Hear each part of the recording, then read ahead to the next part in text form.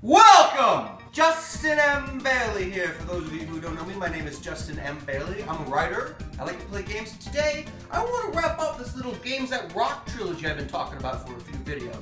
We've already talked about Castlevania and Mega Man, a very personal favorite of mine, but this last game we're going to talk about is a real headbanger. No game rocks like this one, because this game rocks so loud and fast, back in the 90s, it damn near knocked the de facto face of the entire gaming industry, Super Mario himself, clear on his ass! Ladies and gentlemen, I proudly give you Sonic the Hedgehog.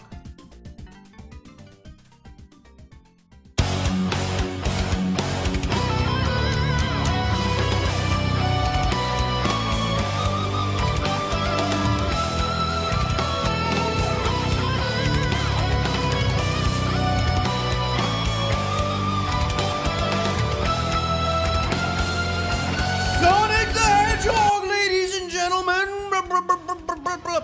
Sonic rocked back then! That was the one thing Nintendo and Mario weren't doing at the time. They didn't rock! And Sonic rocked so loud that he was almost king of the entire gaming industry. He rocked out with his little blue you-know-what out. He rocked out like nobody's business. Those old Sega Genesis Sonic games rock so loud that Sega can actually make another 20 years of lousy Sonic games, and they'll still make money. That's power right there. That's the power of a game that rocks. Games that rock! Games that rock! I know I'm starting to sound like a parrot here, but just sit down and I'll tell you just exactly what I mean when I say a game rocks. This all started because in my Castlevania video, I compared Castlevania more to a rock concert in nature rather than a movie experience. You see, to me, unlike most of the games I grew up with, most modern games these days are more cinematic in nature. They're not just trying to give you a fun game to play anymore, they're equally trying to give you a 20-hour-long epic movie story experience, and some are admirable at this. BioShock, Batman Arkham Asylum, Assassin's Creed, and Uncharted name a few, but most are not. Most modern games, when they try to give me a memorable cinematic story experience, fall flat on their face, and worst of all, they do not even give me what's the whole point of a video game in the first place. Memorable, fun gameplay. They don't rock, they suck.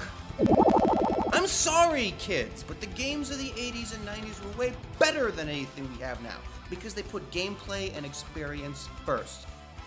They told better gaming stories than anything now because they did more with less. They didn't have cinematic cutscenes and recorded dialogue from some actor.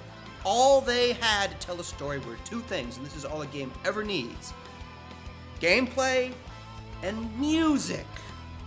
Music, yes! The games of old were not cinematic in nature. They were operas. The most beautiful operas I have ever experienced in my entire life.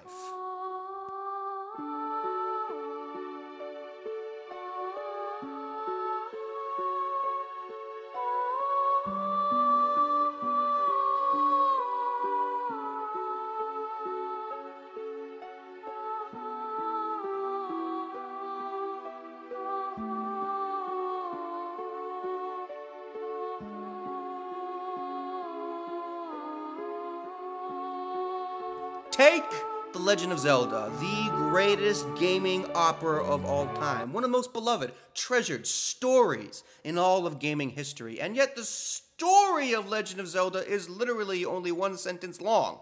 The story of Legend of Zelda is, go save the Princess Link!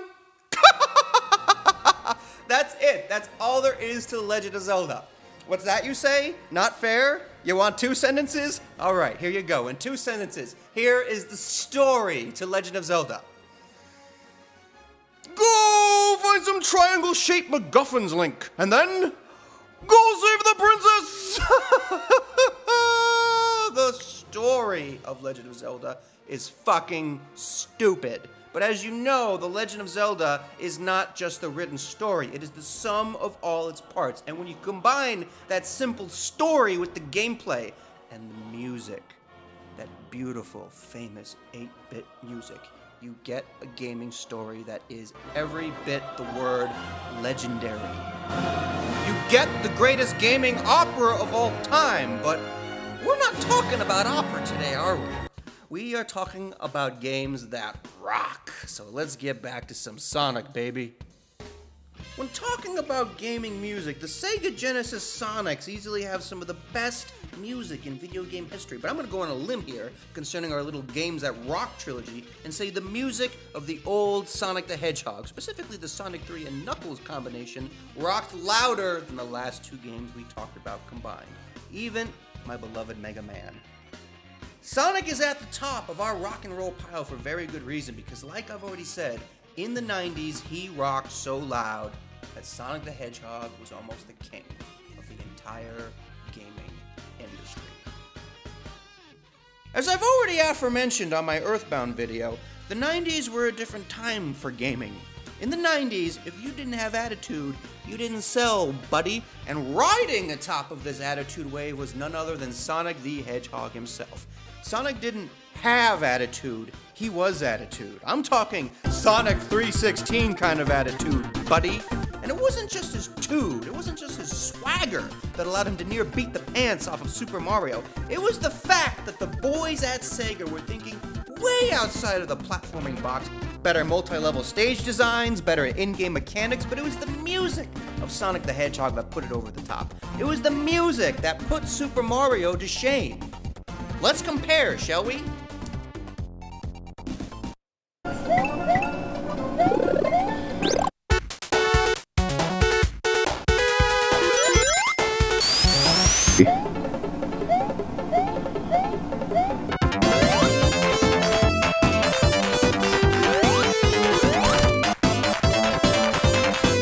See, the Sonic the Hedgehog games were metal. Heavy metal, often quite literally I might add, and though like Super Mario, the Sonic games were meant for kids, there was still something so much darker and edgier about them. There was a whole lot more going on below the surface than the run-of-the-mill Save the Princess story, and I think we can chalk all that up to the game's main antagonist, the one and only Dr. Robotnik. Dr. Robotnik was a seriously bad dude in his Sega days, which are the only days we're focusing on. We're not focusing on Sonic Adventure or any games to come after it, because that was all crap for the most part. When talking about Robotnik, for God's sake, Robotnik takes woodland creatures. He takes bunnies and squirrels and birdies, and he uses them like gasoline inside his robot creations. And were that not enough, I fear he is far worse than anyone has ever given him credit. I fear Robotnik is worse than a Charlie Manson, a Jim Jones, and an Adolf Hitler combined. I am being dead serious here. I fear Robotnik is one of the worst villains in gaming history, up there with Kefka and even Gygas. Don't believe me? Sit down, let me tell you a story.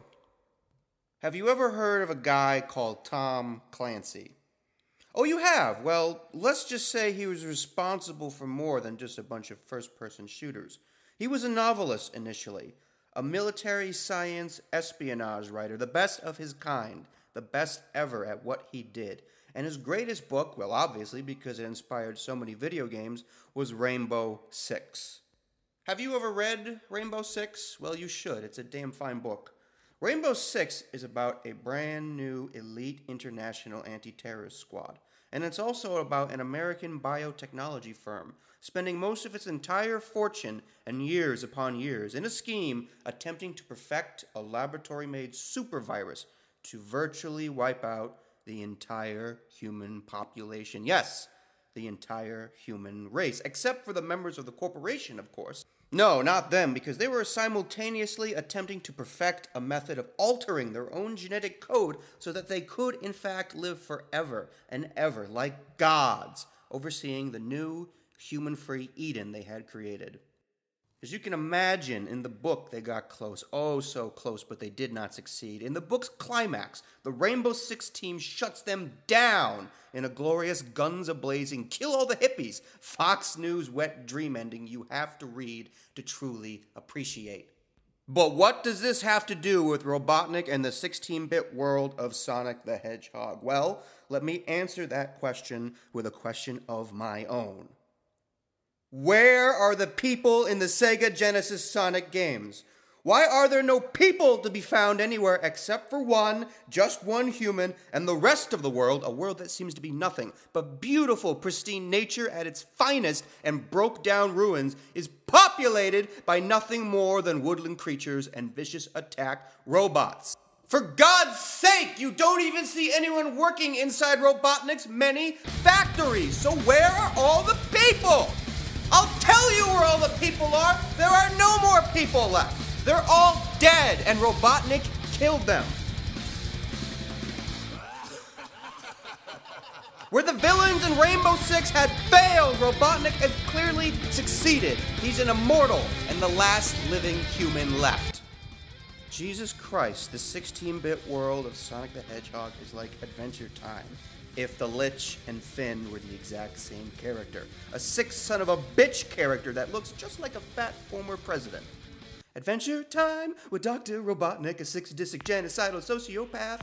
And that's all this is for him. It's Adventure Time. It's playtime. Robotnik has been alive for an unimaginable amount of time, long enough to build a 1-to-1 scale Death Star replica all by himself. So you do the math on how old he is. He's bored out of his effing mind, and that's why Robotnik is not like most final bosses in most games, because most final bosses are the final boss. You don't see them until the very end of the game, but not Robotnik. No, he's there at the end of every single stage to greet you with whatever metallic murder death machine he has just cooked up.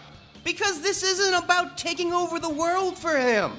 He's already done that. It's his world. This is about him getting his kicks. This is about him getting his jollies. Robotnik doesn't hate Sonic. He doesn't hate the woodland creatures or nature. He loves them. He loves them to death. And that's the problem. The road to hell is paved with good intentions. You either die a hero or live long enough to see yourself become the villain. Robotnik may have started out with what he thought was good intentions, save the planet, save Mother Nature, and all those cute little fuzzy creatures, but thousands upon thousands of years later, enough time for evolution to actually produce a fast-talking, super-speedy blue hedgehog of all things, has clearly taken its toll upon his mind. Now, he wants to make everything metal. Now, he thinks he can turn nature into something better, something everlasting like him. He wants to roboticize everything, and if you, the player, as Sonic, don't stop him, he's going to do to nature what he did to humanity. Everything depends on you when you play the old Sonic the Hedgehog games.